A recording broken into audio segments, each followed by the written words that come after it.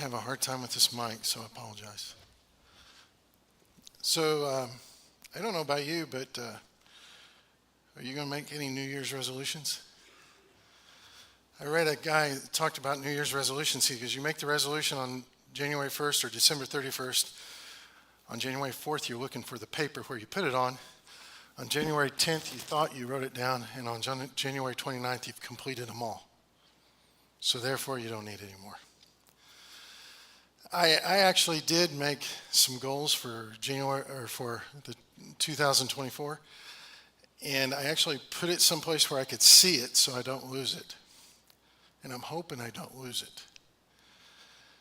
Expectations. We're getting ready to go into this new year, and we have expectations of what's going to happen. We have ideas of what's going to happen. We hope we know what's going to happen. We plan for things to happen. But here we are at the end of 2023, and I bet you when we began 2023, you never thought you would go through what we went through this year, right? So here we are. We're in the book of Matthew, and we're at the Sermon on the Mount, and we're doing the series Words in Red, and we turn to it because I think these scriptures this morning really pertain to what we're going to see this coming year. At the very beginning of the Beatitudes, Jesus gives us the Beatitudes, and he tells us this is the way life should be. This is the way how you should approach me. This is what's going to happen in your life. This is what's going to occur when you are broken. This is what I will do. This is what you do. This is what I'll do, back and forth. And at the end of that, he says, and people are going to not be happy with you. They're going to persecute you because of me. And I don't know how Matthew wrote all this down, but I kind of figured Jesus put a pause in here maybe, and that's just Mark's opinion. And the scriptures that Betsy read for us this morning are two very interesting scriptures, two interesting thoughts. Because they're thoughts that everybody that was a Jew understood. They understood salt and they understood light. They were two common items in the Jewish home. In fact, salt was more precious than gold. I read several commentaries that made the comment that you could do without gold, but you could not do without salt in that area of the world. There's a lot of reasons. One, salt was a preservative. They didn't have GE refrigerators. They didn't have any of that stuff.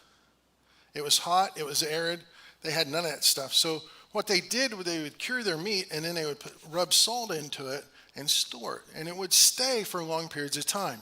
We did this all the way up until 1905 in the Navy, because you could rub salt in the pork, throw it in a barrel, and it would stay for 4 or 5 months. Now, you just hope you didn't get stuff at the bottom, okay? But it would stay, it would preserve. So to them, salt was important. It preserved their meat, it preserved their food so they could have something to eat. It also added flavor to their food.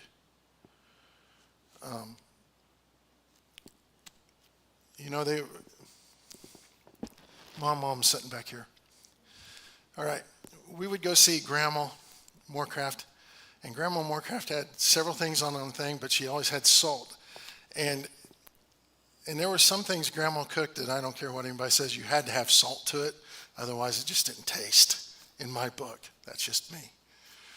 So, but salt brings out the flavor of the food. Now, our doctors don't like it when we eat salt, but back then, that was how they flavored their food. They didn't have all this other stuff that we have today, Cajun spices and all this other stuff. They had salt, and that was their flavoring. That's what they used. But salt also symbolized something else, purity. It was one of the elements that they had that you could not break down and contaminate.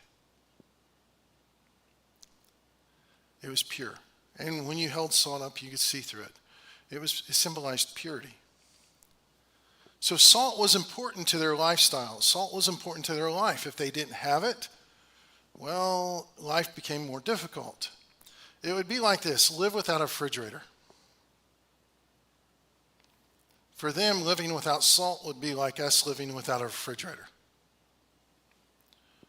All right? So these people, when Jesus said, look, you are the salt of the earth, they understood what he was talking about. He is saying to them, you are the salt of the earth. We've used this phrase, they're salt of the earth people. We've used that before. I've heard it before.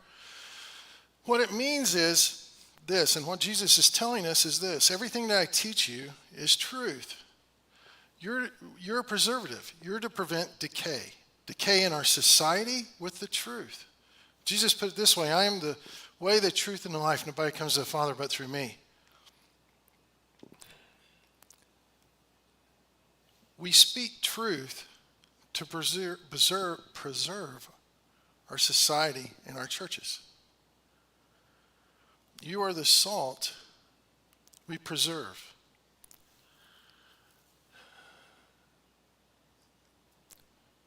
In the past 60 years within the church, we've seen such a phenomenal shift in thinking that if your grandparents were alive and they walked in today, they would be amazed at what we read and what we think. We're preservatives. We stop the decay that happens within people's lives and within the church. We preserve the truth. I have a saying that's written on my board, lies are louder than the truth. You ever noticed that? Somebody mentioned this morning, I think it was you, that said there's 1440 News. All he does is he states the news. That's it. No opinion, no bias, no nothing. This day, this guy stubbed his toe. Well, I don't want to read about that one. You go down and read what you want. But the thing is, he just reports the truth. We are to speak the truth to a people that are dying. We're to speak the truth no matter whether people like it or not. We're to be those people that speak the truth and bring life to them. We don't take away from them. The irony of these two illustrations of salt and light is that salt gives, light gives. Nowhere does Jesus say take. He uses two things that they understood. They give. I've used this illustration before, and I'll use it because I just think it's funny. We all have those people in our family that we do not want to come to our family reunions, right? Because you know the moment they come, they're going to suck the life out of everything, and everybody's going to be sitting there looking like they're about 60 years older than what they are. We have those people. But then we have people that show up, and they bring life. They give. They stand there and they give life, and they give truth, and they give purity. They just give, and you walk away feeling so good. That's the type of people we're supposed to be. It's not difficult. It's not based upon a lot of theology. It's not based upon whether or not we got degrees. It's not based on that. Actually, it's just based upon the fact that we live the way that Jesus said to live. That we walk in the direction that Jesus takes us. It's just that simple. And we do that to each other. In Mark 9, verse 50, Jesus made this comment. Salt is good, but if the salt has lost its saltiness, how will you make it salty again? Have salt in yourself and be at peace with one another. In other words, I'm going to give life to you. I'm going to give it to you. We're going to laugh, joke, whatever. If you need a shoulder to cry on, I'm going to give that to you. If you need help, I'm going to give that to you. We give life to each other.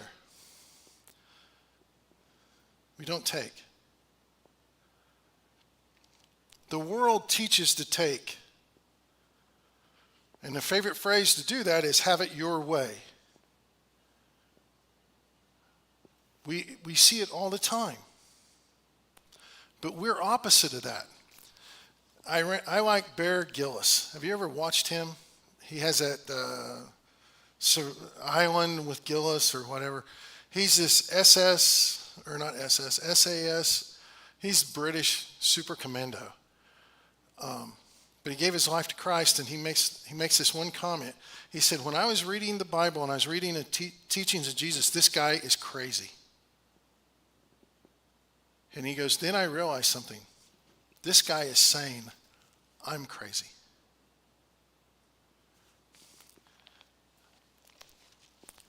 We're the salt of the earth. We're to give life to people and not take it. We are to give them the purity of God and not take it.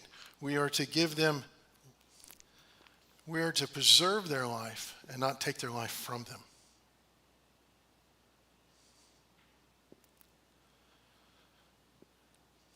Throughout the New Testament, Jesus, through the Holy Spirit, told Paul and the other apostles over 135 times commandments about how to deal with each other, bear one another's burden, pray with each other, cry with each other, laugh with each other, walk with each other.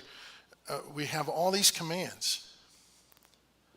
But when you look at the basic root of all those commands, it's to give each other life. It's to help us to live life and grow more fuller in Christ. That's what salt does. I like standing back in the back after church, and we sitting there listening to everybody talk, and everybody pick on each other, and then everybody picks on Joe Fry, and I can say this Joe Fry in here. So everybody picks on Joe Fry, and it's really funny because to watch him get picked on, he's like, "Yeah, I did it. Okay, no, I didn't. She did. Whatever," and we laugh and we have a good time. When you walk away from that, you feel better, or at least I do. That's what we do. We bring life. That's what salt does. We give life. But we're also to be a light. The city on a hill can't be hidden. I like being at sea at night, and you're 40 miles outside of New York City, and you can see New York City. You can't hide New York City, by the way. You can't hide it. But it's interesting to see at night from the sea. And this is just a sidebar note. I had a picture and I couldn't get it up here. A guy shined a light onto a match. Do you know light gives no shadow? Light displaces darkness. But when you take a picture of it and you look at the flame, there's always no shadow. There's just one flame. Throughout the New Testament, there's over 50 verses that discuss the concept of light. In him was life, and the life was the light of men. The light shines in the darkness, and the darkness could not comprehend him. This is John writing about Jesus when he first came. But if a man walks in the night, he stumbles because there's no light in him. This also goes back to Psalms 119. Your word is a lamp unto my feet and a light unto my path. If you have light, you don't stumble. The one who loves his brother remains in the light, but there is no cause for stumbling in him. In other words, you have light in your relationships, you will see. Jesus said this. He said, look, let your light shine before others so that they may see your good works and glorify God the Father. The purpose of light is to glorify God, to let God be seen and not ourselves. The purpose of light is opening up the area so you can see what's going on, where to step. I came through here the other night, and I forgot to turn on the lights. By the way, this hurts real bad on the first pew coming around the corner. It really just, I nailed my knee on it real well. But that's the funny part. If I would have turned on the light, I would have seen there's something there. We are the light for other people, the stumbling blocks of life. We can give God glory. We can give God glory because it's not us. If Jesus is the light and Jesus is in us, he's the light that lights up everything around us.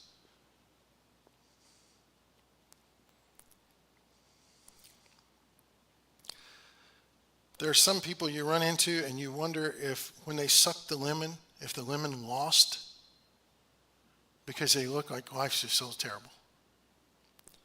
And then there's some people that when they walk in, the whole area lights up. That's supposed to be us. Because there's people out there suffering. They need to see the light of Christ. They need to see his light. They need to see what's going on. They need to see that there is hope. And you and I are to give them that hope, that light. It might be simple things, but we are to be giving that light away to them. I'm going to brag on Harold for just a minute. I go to the hospital and see Jim and Harold. And the nurses come in and Jim lights up, or Harold lights up and he smiles and thanks them. He thanks them all the time. They won't come in. They kind of walk away. Okay, hey, thank you. They do. That's what we're supposed to be doing. We're to be a light. Now, I want to back up for a minute. There's a little negative twist to this Jesus puts in. When he says you're the salt of the earth, but you lose your saltiness, you're no good to Jesus. Thrown away. The irony about salt is you cannot contaminate salt. You can't stick a needle in it and contaminate it. But it can wrap itself in things to contaminate the outside of it, like chicken. Raw chicken will contaminate salt, the outside of it. We can cling to things in our life that don't belong in our life and hold on to them, and it can contaminate our thinking, it can contaminate our heart. So we don't need to hang on to those things. To keep from hanging on to those things, we keep in God's word. I go back to Psalm 119. Your word is a lamp unto my feet and a light unto my path. I can't have light. I can't be life for anybody if I don't have his word in my heart. I can't do that. I went to a service and this lady stood up and she quoted the book of Galatians from her heart, from her mind. She just quoted it. And I asked her how she did that. And she said, when you don't have it, you memorize it. So when she goes, I got a copy of the book of Galatians, it's the only thing I had, and I memorized it. What if we didn't have this and we had to rely on our memory?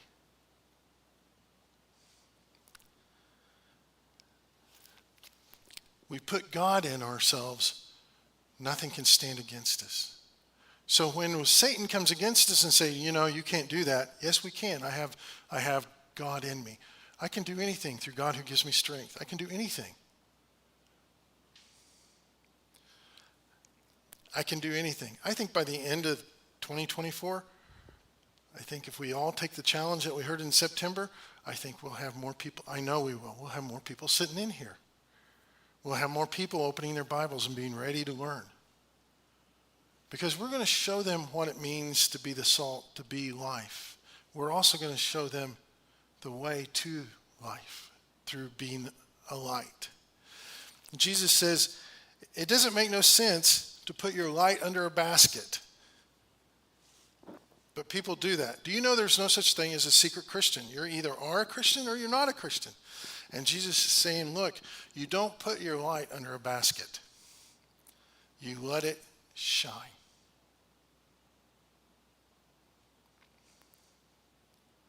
We come to 2024, and my challenge to us is let's let our lights shine this year. Let's shine so people around us can see what's going on in their lives, and they will ask, what do you have that I don't have? But that means we got to be around them. That means we take every opportunity when we're around them to light up their world, to give them life, so they can see Jesus and they can ask the questions, what do I need? So they can see the problems and answer.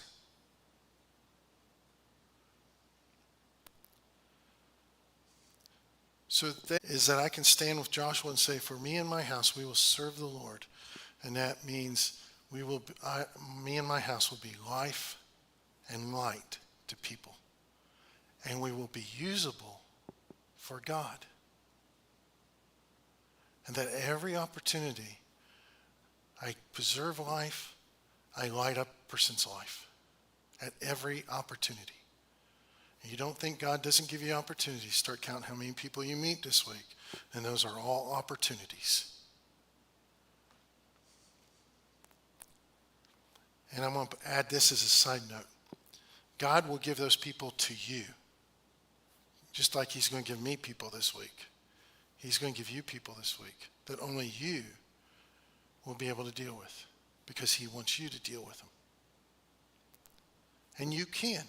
Just remember, you're the salt of the earth and you're the light to the world. Just like he said. And we can bring life to people's life.